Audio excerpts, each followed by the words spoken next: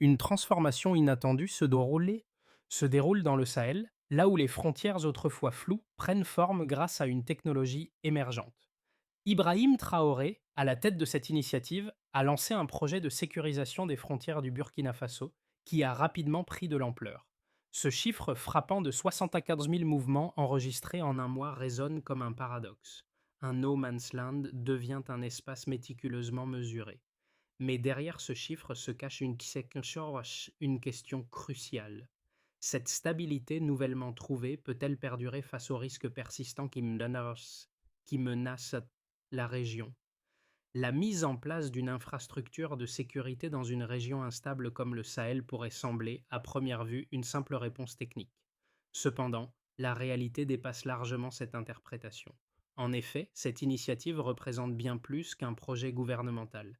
Elle incarne un engagement profond envers la population locale. Pour les habitants de Galgouli, ce n'est pas juste une question de sécurité, mais de retour à la normalité. Avant l'arrivée de ce poste frontalier, la vie quotidienne était marquée par une instabilité constante. Les déplacements étaient incertains et l'autorité de l'État presque inexistante. Aujourd'hui, avec l'installation des scanners biométriques et des panneaux solaires, la frontière devient un repère tangible, une promesse de stabilité. Pourtant, cette promesse porte en elle des risques. Le financement reste fragile, la menace des groupes armés est omniprésente, et la tension géopolitique croissante laisse entrevoir des défis de taille. La question n'est pas seulement de savoir si ce modèle est viable, mais également de comprendre quels sacrifices il nécessite pour perdurer. Les premiers résultats du poste frontalier de Galguli sont impressionnants. Plus de 74 000 mouvements enregistrés en moins d'un mois. Ce chiffre révèle bien plus qu'une simple activité dans une zone isolée. Il symbolise le passage d'un no man's land à une frontière fonctionnelle et mesurable. Mais cette transformation n'a pas été instantanée. Avant l'implantation du poste, cette région était marquée par une absence totale d'infrastructures administratives. Les registres étaient des documents éphémères, les patrouilles étaient sporadiques, et l'État n'était qu'une idée lointaine pour les habitants. L'ouverture du poste a radicalement changé cette dynamique. Dès son inauguration, il a agi comme un prototype d'État moderne. Panneaux solaires fournissant l'énergie, scanners biométriques enregistrant chaque passage, et une connexion directe avec Ouagadougou, capitale du pays. Ce n'est pas simplement un poste de contrôle, mais une promesse de continuité, un changement radical par rapport au passé. Pour les habitants de Galgouli, cette infrastructure a transformé leur quotidien. Là où l'autorité de l'État était une rumeur, elle est désormais présente et visible au travers des gestes quotidiens. Saluer les gardes, montrer son document d'identité et laisser une trace numérique. Cela n'a pas seulement changé la perception de la frontière, mais a aussi modifié les relations sociales. Les habitants, autrefois méfiants, commencent à voir dans cette infrastructure un outil de stabilité et non une menace. Pourtant, cette évolution n'est pas sans risque. La frontière n'a pas encore été testée par de véritables tensions géopolitiques, et les ressources financières pour maintenir ce modèle restent incertaines.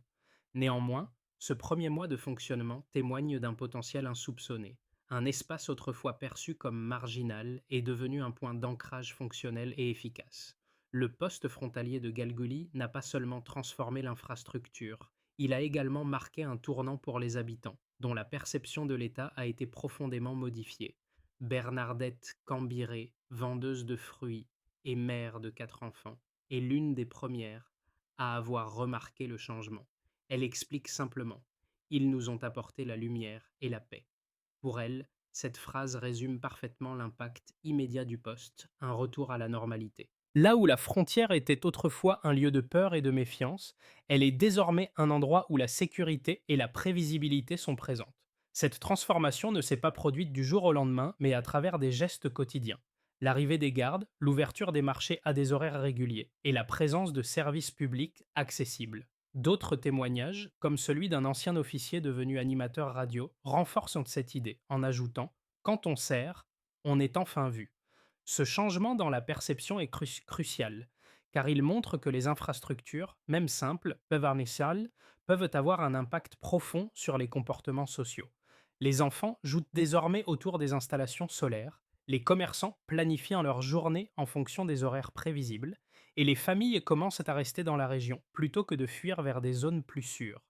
Ce processus de normalisation, bien que précoce, indique un changement structurel dans la façon dont la communauté vit et interagit avec l'État. Cependant, cette stabilité naissante est fragile et dépend de nombreux facteurs, notamment de la sécurité continue et des ressources financières pour maintenir ces infrastructures.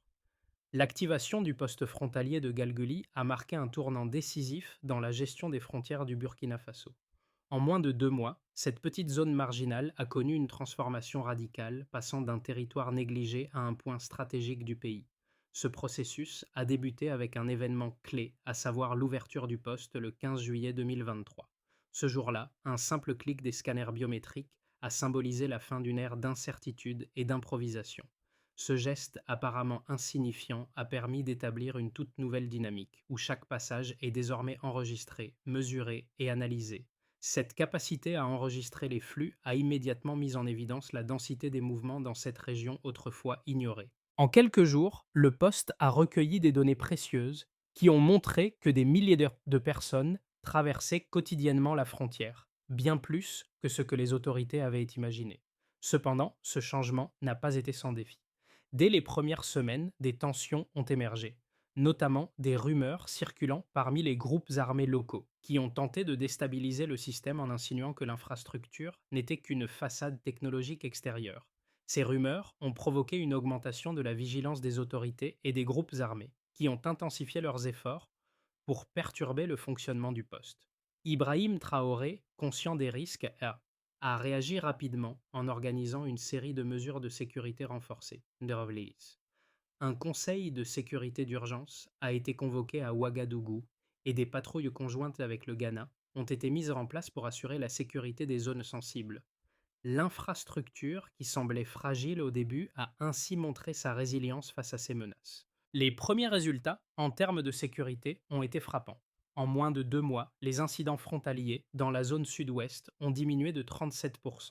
Ce chiffre révèle non seulement l'efficacité de la surveillance accrue, mais aussi la dissuasion exercée sur les groupes criminels. La frontière, autrefois vulnérable, est devenue un espace difficile à manipuler pour les trafiquants, qui ont commencé à dévier leurs itinéraires vers des zones moins surveillées. La régularité des patrouilles et l'interopérabilité des équipes locales avec le soutien logistique ont permis de créer un environnement prévisible, ce que les groupes armés redoutent plus que toute autre forme de force. Ce processus a également eu des répercussions sur la vie économique locale.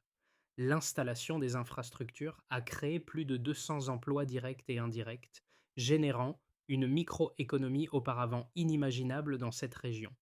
Les marchés, autrefois irréguliers, ont commencé à s'organiser à des horaires fixes. Les transporteurs ont retrouvé un intérêt à passer par Galguli, attirés par la prévisibilité des services. Les femmes commerçantes, qui auparavant se sont installées loin des zones dangereuses, ont désormais pu installer leurs étals près du poste. Ces petites mais significatives améliorations ont eu un impact tangible sur le quotidien des habitants. Là où le manque d'infrastructures avait contraint les populations à vivre dans l'incertitude, la régularité et la stabilité sont progressivement devenues des normes. Cette stabilisation, bien qu'encourageante, reste précaire. La question qui se pose est de savoir si cette dynamique pourra être maintenue face aux défis futurs. Les tensions régionales, notamment en raison des groupes armés et de l'incertitude politique, pourraient mettre à l'épreuve la solidité de ce modèle. De plus, la dépendance aux financements externes, notamment ceux de l'Union européenne et d'autres partenaires internationaux, demeure un point de vulnérabilité. Néanmoins, les premiers signes de succès ne peuvent être ignorés. En l'espace de quelques mois, Galguli est passé d'une zone de transit imprévisible à un modèle fonctionnel de souveraineté et de gouvernance locale. Le succès du poste frontalier de Galguli ne réside pas seulement dans ses changements visibles, mais aussi dans les données précises qu'il génère. Depuis son ouverture, le poste a enregistré plus de 74 000 mouvements en moins d'un mois, une statistique qui dépasse largement les prévisions initiales. Cette information n'est pas qu'un simple chiffre.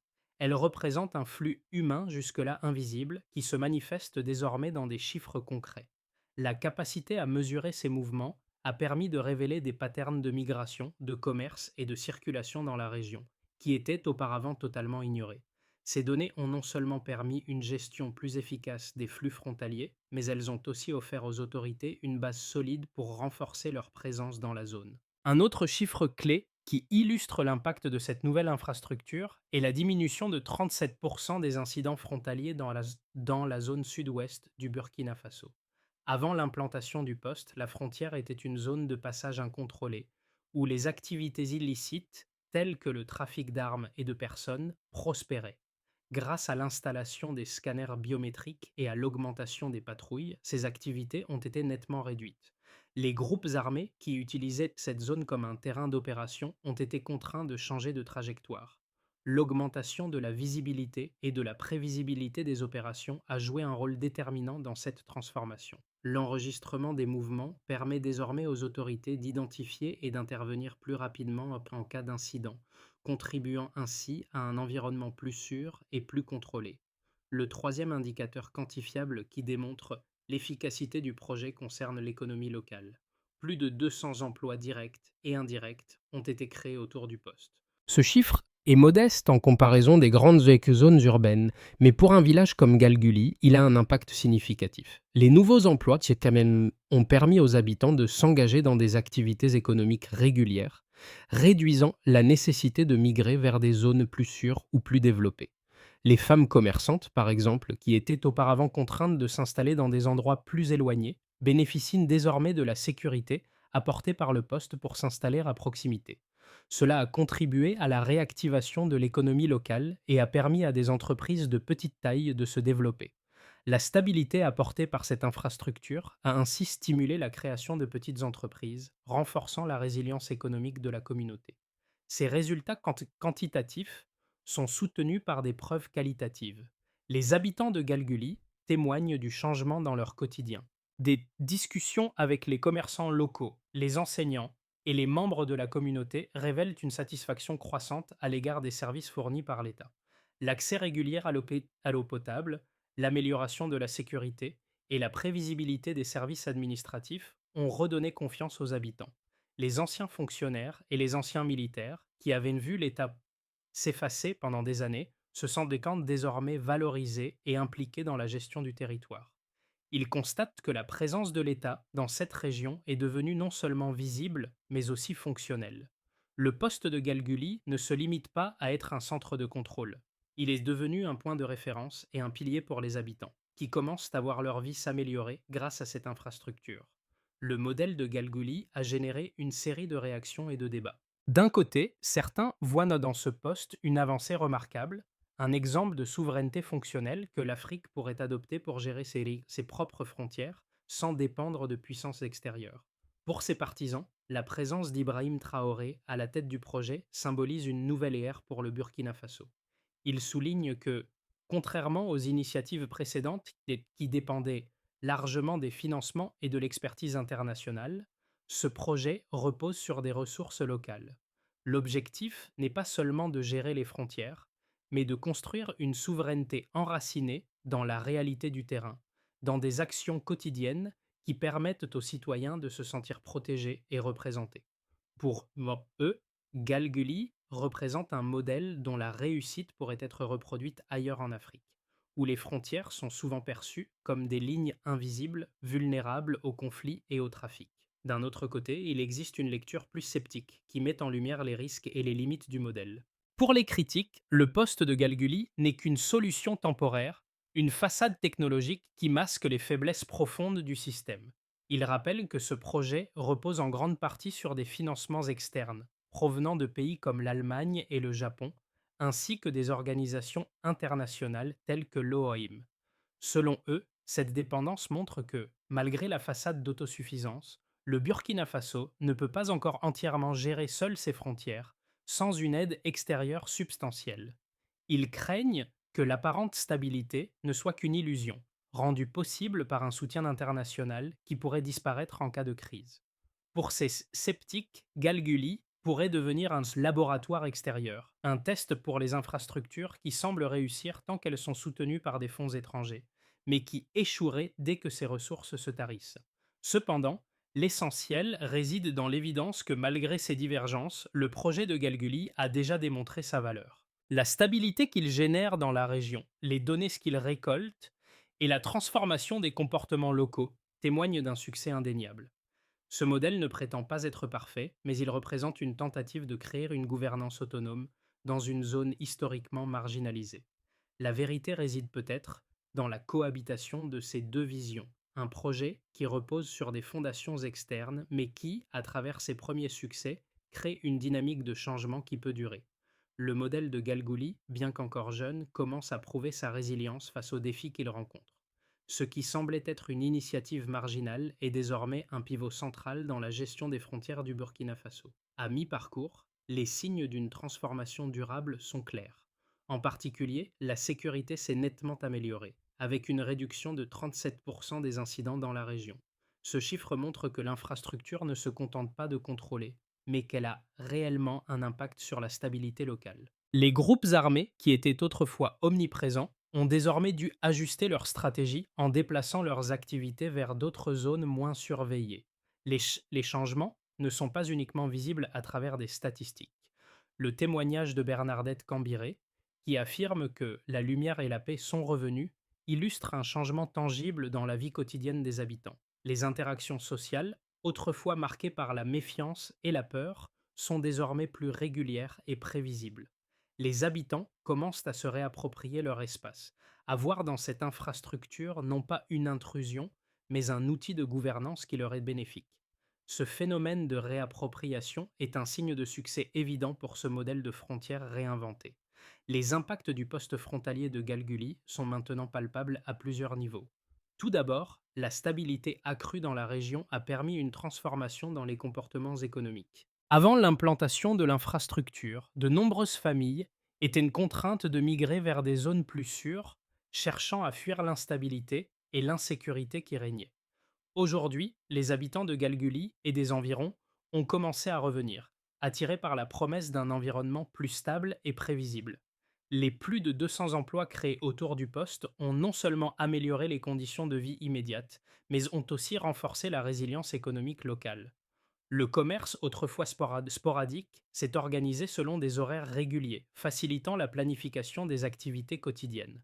L'impact sur la sécurité est également frappant. Les autorités locales ont observé une réduction de 37% des incidents frontaliers dans la région sud-ouest, un chiffre significatif qui témoigne de l'efficacité du système de surveillance mis en place. La mise en place des scanners biométriques et des patrouilles régulières a eu un effet dissuasif sur les groupes criminels qui, auparavant, exploitaient la frontière comme un espace de libre circulation pour leurs activités illégales.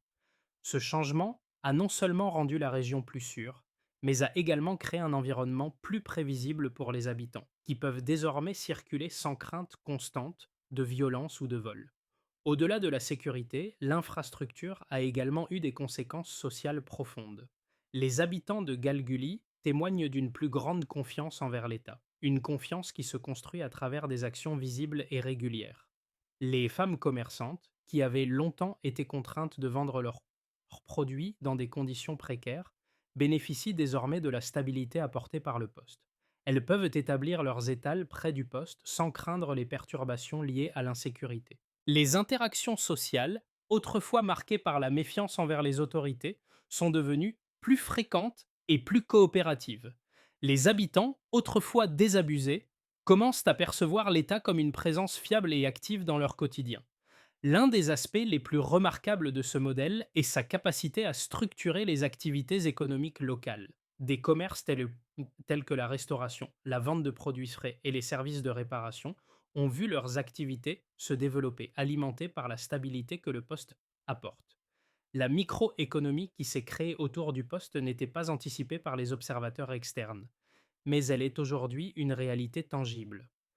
En outre, les jeunes de la région commencent à demander des formations dans des domaines tels que les technologies numériques, ce qui marque un tournant dans la manière dont les habitants envisagent leur avenir.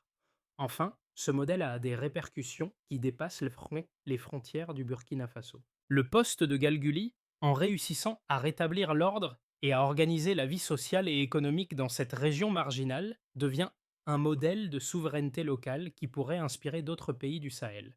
Sa capacité à gérer les flux humains et à renforcer la sécurité pourrait servir d'exemple à d'autres nations confrontées à des défis similaires de gouvernance frontalière. À l'horizon de 6 à 12 mois, plusieurs trajectoires pourraient se dessiner pour le poste frontalier de Galguli.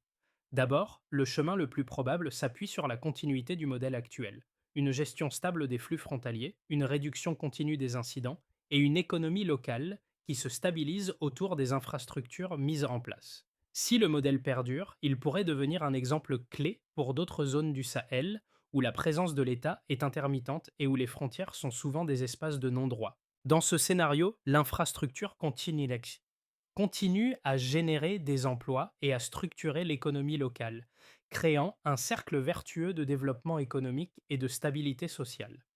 Les autorités burkinabées pourraient alors envisager l'expansion du modèle à d'autres régions, suivant la même logique de développement progressif et mesuré. Ensuite, dans une version plus optimiste, on peut imaginer une consolidation rapide du modèle, avec une extension de l'infrastructure à d'autres postes frontaliers du pays. Si Galguli continue de réussir, les partenaires internationaux, comme l'Union européenne, pourraient renforcer leur soutien, permettant ainsi un déploiement plus ambitieux du modèle. Ce scénario prévoit une adoption rapide de la technologie biométrique et des systèmes de gestion des frontières, non seulement au Burkina Faso, mais aussi dans les pays voisins, comme le Mali et le Niger. Ce processus de diffusion pourrait créer un réseau régional de postes frontaliers interconnectés, facilitant la coordination des autorités et améliorant la sécurité dans toute la région du Sahel. Les retombées économiques et locales se multiplieront, avec l'essor de nouvelles entreprises et une augmentation des échanges commerciaux. Enfin, dans une lecture plus prudente, il faut aussi envisager des défis plus importants. Bien que le poste de Galgouli ait prouvé sa résilience jusqu'à présent, des tensions régionales croissantes pourraient perturber sa stabilité. L'intensification des attaques de groupes armés dans la région pourrait rendre la zone plus vulnérable, en particulier si les ressources externes pour maintenir le poste diminuent. De plus, la pression économique liée à la dépendance aux financements étrangers pourrait mettre à mal le modèle à long terme. Si ces défis ne sont pas correctement gérés, le poste pourrait devenir une cible pour les groupes armés, et la perception de la sécurité pourrait se détériorer. En conséquence, l'impact économique et social de l'infrastructure pourrait être compromis, ralentissant la transition vers une véritable souveraineté locale. L'impact du poste frontalier de Galguli ne se limite pas seulement aux habitants de la région ou aux autorités locales, il a également des répercussions profondes sur les groupes économiques sociaux qui gravitent autour de cette zone. Les commerçants, par exemple, ont vu leur quotidien transformé grâce à l'amélioration de la sécurité et à la prévisibilité des services. Les femmes commerçantes, auparavant contraintes de fuir les zones dangereuses, peuvent désormais installer leurs étals à proximité immédiate du poste sans craindre les interruptions. Cette nouvelle stabilité leur permet de planifier leurs activités économiques, ce qui entraîne une augmentation de la fréquentation des marchés locaux et une plus grande régularité des échanges commerciaux. De plus, les jeunes de la région commencent à voir de nouvelles opportunités grâce à l'émergence de formations et de métiers liés aux infrastructures technologiques mises en place. Ils sont de plus en plus nombreux à s'intéresser aux formations en gestion des données, en technologie et en logistique, des domaines qui étaient auparavant inexistants dans cette zone reculée. Ce changement est le signe d'une transformation structurelle dans la région, où les jeunes voient désormais un avenir viable sur place, sans avoir à migrer vers d'autres zones plus développées. Cette transformation sociale et économique, bien qu'encore en phase de développement, révèle un phénomène clé, l'importance de la stabilité et de la prévisibilité dans la vie quotidienne des habitants. Lorsqu'un territoire cesse d'être perçu comme une zone de passage incertain et devient un espace structuré et sécurisé, il en résulte une confiance accrue, non seulement dans les autorités locales, mais aussi dans l'ensemble du système étatique. Ce modèle de Galgoli offre ainsi un exemple concret de la manière dont la gouvernance peut créer des conditions propices à l'essor économique local et à l'amélioration du bien-être social. La stabilité que le poste frontalier de Galgouli a commencé à instaurer montre qu'une gouvernance locale efficace est possible, même dans des zones historiquement marginalisées.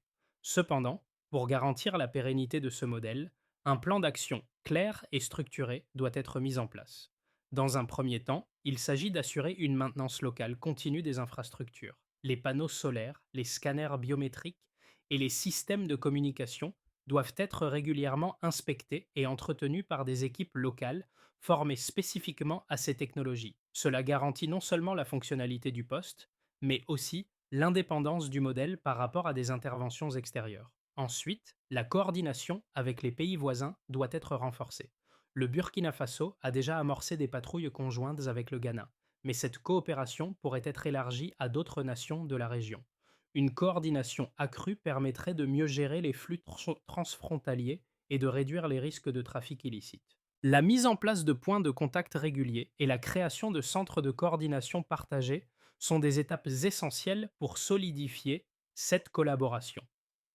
Une autre dimension clé de ce plan de pérennisation concerne l'extension progressive du modèle vers d'autres postes frontaliers. L'objectif n'est pas de multiplier les infrastructures de manière précipitée, mais de les développer progressivement en fonction des ressources et des besoins locaux. Cette expansion devrait se faire sur la base de l'expérience acquise à Galguli, en adaptant le modèle aux spécificités de chaque région et en impliquant les communautés locales dès le début du processus. Enfin, la transparence doit être au cœur de ce projet. Un audit régulier, associé à des rapports publics détaillant l'utilisation des données et des fonds, est essentiel pour maintenir la confiance de la population et des partenaires internationaux.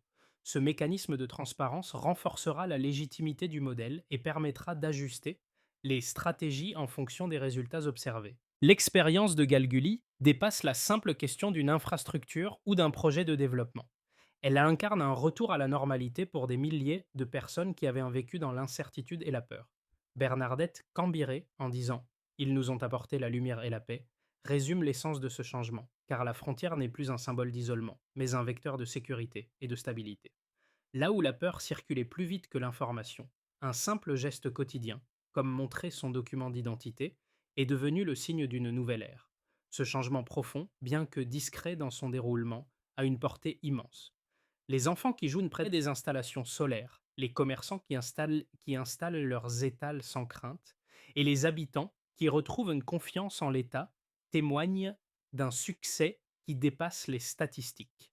À Galgouli, la frontière n'est plus seulement une ligne, elle est devenue un symbole vivant de souveraineté, de résilience et de transformation. Ce qui semblait être une promesse fragile est devenu une réalité tangible, ancrée dans les gestes quotidiens de ceux qui ont vu leur environnement se stabiliser et leur avenir s'éclaircir. L'histoire de Galguli est bien plus qu'un simple projet de développement frontalier. Elle montre comment une infrastructure peut transformer une communauté, renforcer l'État et redéfinir les relations entre les habitants et leurs autorités. Ce modèle démontre qu'une gouvernance durable, ancrée dans la réalité quotidienne des gens, est non seulement possible, mais aussi essentielle à la stabilité et au développement. Il est désormais crucial que l'expérience de Galguli inspire d'autres régions, qu'elles soient du Sahel ou ailleurs, à adopter des stratégies similaires. Ce changement, bien que déjà impressionnant, n'est qu'un début. Les défis restent nombreux, mais la route vers une souveraineté locale fonctionnelle est tracée. Si vous souhaitez soutenir cette vision, engagez-vous, partagez cette histoire et faites entendre votre voix sur les moyens d'encourager des initiatives de ce type. Ensemble, nous pouvons transformer les marges en véritables centres de pouvoir et de prospérité, à travers des actions concrètes et une volonté commune de construire un avenir stable et prospère pour tous. La souveraineté n'est pas un mot, c'est une réalité vécue chaque jour.